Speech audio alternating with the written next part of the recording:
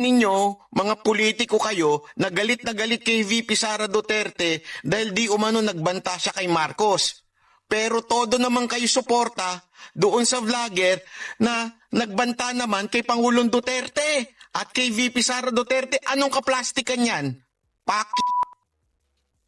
So sino po yung vlogger na nagbanta kay Digong? Sino po yung vlogger na nagbanta kay Sara Duterte? Bakit di nyo kasuhan? Ako po sino ba yung tinutukoy nito? Si Mima Alicia ba? Si Mima Alicia po ba yung tinutukoy nito?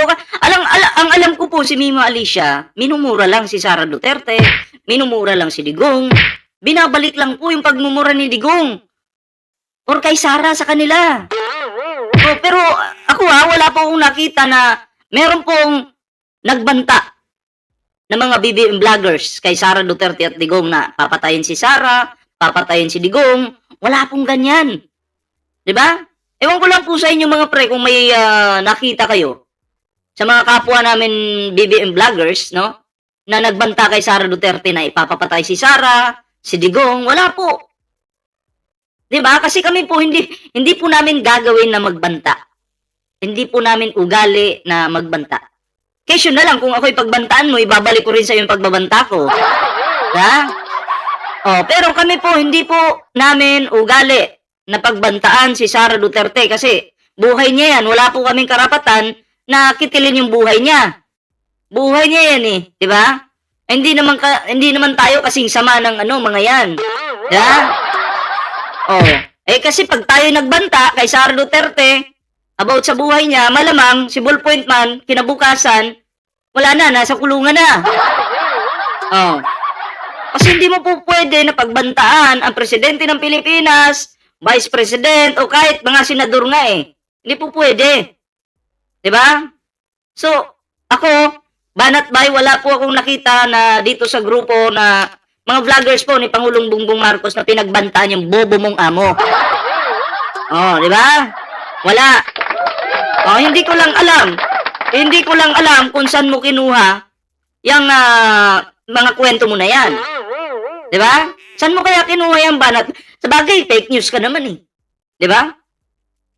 Pag may mapapala, mag-fake news para bayaran. 'Di ba yan yung mga kasabihan ninyong pang out of the world? Ha? Pag nabayaran kami, palakpakan. 'Di ba? Ganun ba yun? Tama po ba si Ballpoint Man, mga pre? Mukhang tama naman ako, 'di ba? Sige, isa-isahin po natin yung sasabihin po ni Banat Bay dito. Sige, intindihin po natin. Tanggalin ninyo, mga politiko kayo, na galit kay VP Sara Duterte. Teka lang. Stop. Stop. May mga politiko talagang galit kay Sara Duterte. Pero hindi ibig sabihin dahil galit sila kay Sara Duterte, meron ka ng karapatang murahin ang mga politikong ito. 'Di ba? Bakit wala po ba silang karapatang magalit? Ha? Wala po ba silang, wag niyo pong ibura yung message hayaan niyo po. Gusto kong mabasa yung mga komento ng mga DDS. Hayaan niyo lang sila, hayaan niyo lang po yan. Ayoko po na nagbubura-bura dito sa ko. No? Hayaan nyo lang po sila na nagko-comment dyan. Gusto kong makakita ng comment ng DDS. Masaya po tayo na makakita ng comment ng DDS, mga pre. Yeah? So, wala ba? Ikaw Banat Bay? Bakit super defensive mo pag binabakbakan yung amo mo ng real talk lang naman? 'Di ba? About sa pagnanakaw, about sa, alam niyo yun, panlustay ng pera, magagalit ka. Teka, atakdog ka ba? Ha? Parang atakdog ka yata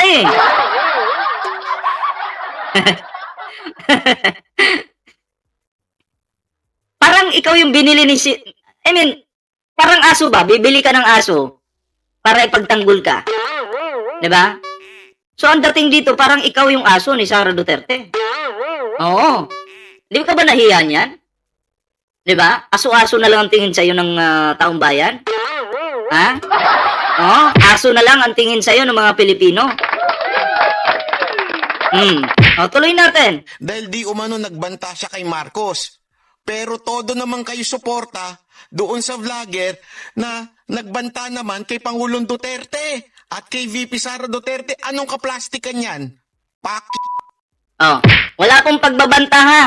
Si Mima Alicia never pong nagbanta kay Sara Duterte. Kay Digong, sa tatay nilang karton, never po. Pero minura po.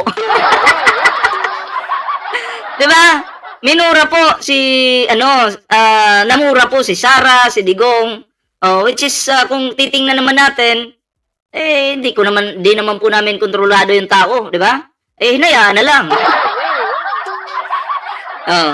Bakit nasasaktan kayo? Minura lang naman. Hindi naman po pinagbantaan. Kasi kung yung taong yun nagbanta, malamang may kaso na po yun. Pero bakit wala? Di ba? At syempre, kung nagbanta yun, dapat nakakulong na. Nabalitaan na ng buong Pinas, buong mundo, na itong mukhang to ang nagbanta sa buhay ng Pangulo. Yeah? Oh. O talaga banat ba, tatanga-tanga ka talaga wala ka talagang utak. Yeah? O tingin to. Kung sa vlogger na Marcos. Pero todo naman kayo suporta doon sa vlogger na nagbanta naman kay Pangulong Oy, Senator Rapi Tulfo, grabe. Bakit naman kasi Senator Rapi Tulfo sinusuportahan mo yung vlogger na yon na si Mima Alicia? Nagpunta ka pa sa Lamay, burol ni Mima Alicia. Ayun tuloy, nagalit si Banat Bay sa'yo. Sino pa ba? Larry Gadon. Oh. Di ba? Ang dami pong mga kilalang tao na pumunta doon, mga pre. Oy, bakit naman kasi kayo pumunta doon? Ayan tuloy, galit pa galit si Banat Bay. Hindi lang po ito galit. May halong inggit na po ito. Kasi pag sila yung namamatayan, walang dumadalaw sa bangkay ng kapwa nila DDS. Wala. Senator Rapi Tulfo, kasalanan mo talaga to eh. Diba? Oh, si Boss Mike din, may binulong din kay Senator Rafi, may sinumbong. Ano kaya yun? Sino kaya yung sinumbong? Patay tayo dyan. Sino kaya yung sinumbong? No? Nagbulungan sila dun eh. Oh, sabi ni Senator Rafi, okay. Oh, Senator Risa Ontiveros nandoon. 'Di ba? At marami pa pong iba, mga pre, mga kakamping, mga vloggers, tuloy, yung inggit nila. 'Di ba? Talagang umaapaw po ngayon. Oo. Partida. Oh, Mima Alicia lang yan, ha? Minamaliit nyo. Ang tanong, minamaliit nyo nga ba o kinaiinggitan nyo na talaga? Diba? Banat Bay, wag kang tanga. Duterte at kay VP Sara Duterte, anong kaplastikan yan? Namamakyo na. Sino ba yung inaaway kasi ni Banat Bay? Hangin ba? Ba't di ka magbigay ng pangalan? Bigay ka ng pangalan para naman malaman natin kung sino yung kaaway mo. Ha? Ang pangit naman, nagdadadak ka dyan sa iyong social media, tapos wala kang pangalan na binibigay. Diba? Magbigay ka ng pangalan, Banat Bay. Huwag kang matakot. Diba? Takot pala duwag pala duwag pala tong hindurutot na to eh. Diba? So kayo po, ano po yung inyong opinion dito sa baklang to?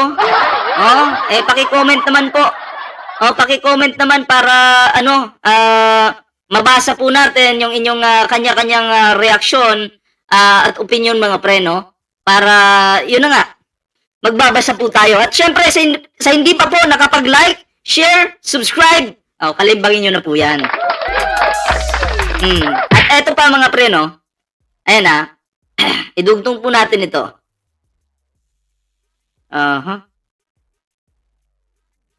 Ayan, bigyan po natin ito ng counter reaction. Bakit nais ni Sara Duterte na hindi? Ayan why Sara Duterte wants her bank tax records kept out of impeachment? Bakit ayaw niyang, kumbaga, pag-usapan itong tax records na to sa impeachment trial, mga pre? Bakit kaya? Ano po sa tingin nyo? Meron ba tinatago? 'Di ba? Kasi sabi ko nga mga pre sa inyo, kung ikaw ay malinis ka, wala kang tinatago sa publiko, open ka po dapat sa lahat, 'di ba? Hindi ka dapat hindi ka dapat umiiwas. Pero ang tanong ko dito, bakit itong si Sara Duterte may pag-iwas, 'di ba? Oh. Ayaw niyang isama sa paglilitis ng impeachment ang kanyang bank tax records mga pre. So dito pa lang po, kaduda-duda na po ito. 'Di ba? Nagdududa na ako, may tinatago. Oh, baka merong iniiwasan si Sara Duterte na ayaw po niyang malaman natin.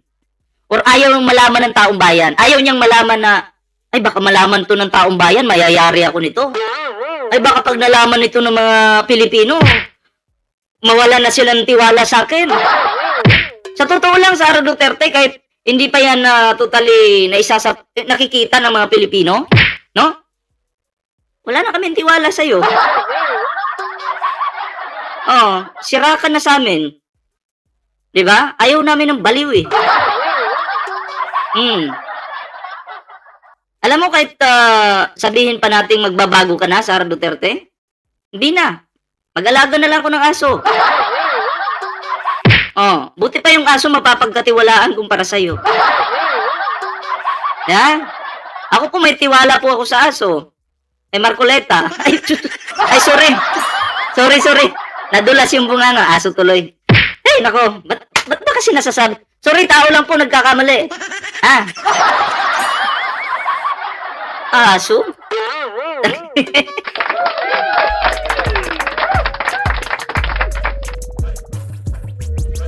Aso? Aso ba? So kayo po mga pre, ano po yung inyong opinion dito? And gusto ko pong malaman yung inyong kanya-kanyang opinion para mabasa po natin yung inyong mga reaction dyan. At eto po mga pre, dugtong po natin ito. Asa na ba yun?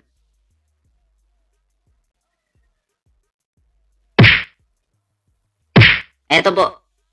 Paano po ninyo masasabi na itong subpoena is not only relevant but also necessary and proportionate under these circumstances? Ang subpoena po ang tanging paraan para makuha ng nitong hukuman ang mga kinakailangan po natin na datos at impormasyon at dokumento. At hindi naman po siya intrusive dahil tulad na nabanggit ko po kanina, ay hindi pa naman ito question ng admissibility. Ang kailangan lang ay ma-produce sa korte yung mga dokumentong hinihingi. The issue of admissibility will come later and the defense will have sufficient opportunity to object and to oppose. Ngayon po, as far as the particular records that we are requesting are concerned, ito ay nakabatay nga sa nabanggit ko pong desisyon ng Supreme Court na pag tinitingnan natin ang issue ng unexplained wealth, hindi lang po pwedeng snapshot ang titingnan natin. Kailangan mula sa unang araw ng paglingkod ng isang lingkod bayan, yung kanyang final na salin, lahat ng mga kinita niya ay makita natin. And that will be shown both by the bank records that we are requesting to be produced as well as the BIR and tax records that we are requesting.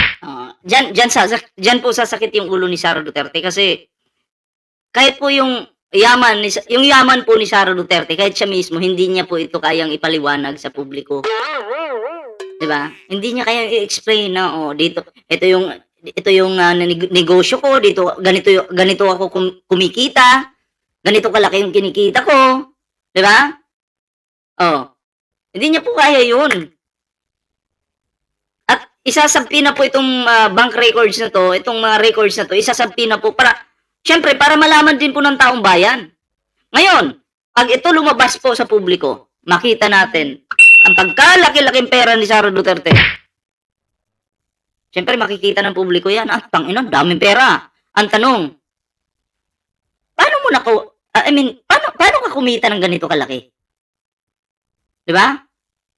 Wala ka namang negosyo. Sabi nga ng tatay mo, hampas lupa lang kayo. Sabi nga ng tatay mo, pulubi lang kayo. Gulay-gulay lang yung ulam nyo. Ang dami palang pera nito. Ang dami palang ari-arian nito. Saan galing to? Paano to napunta sa inyo? Diba? Mahirap lang kayo Diyan magkakaproblema si Sara Duterte. Kaya, si Sara po, ayaw niya talaga na ito'y makita ng publiko. Ayaw niya. Shoutout to kumpare, Marge Marasigan. Shout out sa iyo. Ayan. Paki-subscribe po Marge Marasigan TV. Kaibigan po natin yan, tropa po natin. Pag sinabpi na yan ngayon, I mean, pag nakita ng publiko, paano na? Ano kaya magiging reaction ng mga didilis? Sasabihin ba na mahirap pa rin si Sara? Sa mga naniniwala po na si Sara Duterte ay simpleng tao lang, mahirap, di ba? Tanginang uto-uto nyo talaga, no? Simpleng tao. Mga bobo talaga itong madidilis na to, no? Halatang mga na-inject ka na ng virus yung utak. No? Na kahit anong explain mo sa kanila, hindi na po makakaintindi. Kasi yung virus na in-explain sa kanilang, in-inject sa kanilang utak, ay magiging bobo ka. Yeah. Nilagyan ng virus yung utak nila, ayun. Kumalat yung kabubuhan sa kanilang katawan at utak. Kahiya, di ba? Kaya kung ikaw didilis ka noon at hanggang ngayon ay magpa-check up ka na dahil insured na yan. Punong-puno ka na ng kabubuhan. Di ba? Shoutout kay Ate G. Magandang araw po. So ito po, no, isunod po natin ito. Gusto ko lang po ipakita tong video na to, mga pre. Dahil marami pong nag-DDN, no, sa taong ito kay former House Speaker Martin Romualdez. At eto na po ang video, panoorin po natin ito, mga pre. The Office of the Ombudsman itself made one thing unmistakably clear today. Representative Ferdinand Martin G. Romualdez has not been convicted of any offense, no criminal case has been filed before the Sandigan Bayan, and he has not yet even been given the opportunity to answer the allegations against him. The announcement pertains only to the commencement of a preliminary investigation, where respondents are afforded the opportunity to present their side, and where the constitutional presumption of innocence remains fully in force. Representative Romualdez has not yet been formally served with a copy of the complaint. Once we receive it, sasagot po kami ng buong buo. Ang batas ay hindi sumusunod. Sasagot po ng buong buo, ha? Hindi po sila tatakas katulad kay Zaldico. Ang tao pong may paninindigan, ang tao pong alam ang katotohanan, ang tao pong alam na siya ay wala namang kinalaman, sila po ay sasagot ng sasagot. Makikipagtulungan pa sa investigasyon, ganun po sila. Diba? Ganun po si Martin Romualdez, mga pre. Pero kung katulad kay Zaldico na alam niyang guilty na siya, tangina, tatakas yan. Guilty. Pero kung alam mo, sa sarili mo na malinis ka, wala kang tinatago, ay sasagot ka po, di ba? Ganun naman po talaga. Ang pagtakas ay hindi solusyon sa problema. Dapat harapin mo kasi ang pagtakas po, sabi nila, sign of guilt yan. So yun po yun. Kaya sa mga kay Mike Defensor na nanggigigil po kay Martin Romualdez, bakit hindi pa daw nakakulong si Martin Romualdez? Matino kasi yung gobyerno ngayon eh. Diba? Matino ang gobyerno ngayon. Nagtatanong ka, Mike Defensor, bakit hindi pa nakukulong si Martin Romualdez ngayon? Dapat ikulong, sabi mo. Matino kasi ang administrasyon ni PBBM ngayon. Diba? Hindi sila gumagawa ng peking ebidensya para ipakulong lang yung tao. Diba? Totoong ebidensya talaga yung nililikom po nila. Ayun, pag nakitaan ka ng kapalpakan, makakasuhan ka, makukulong ka. Tulad mo, nakulong ka, di ba?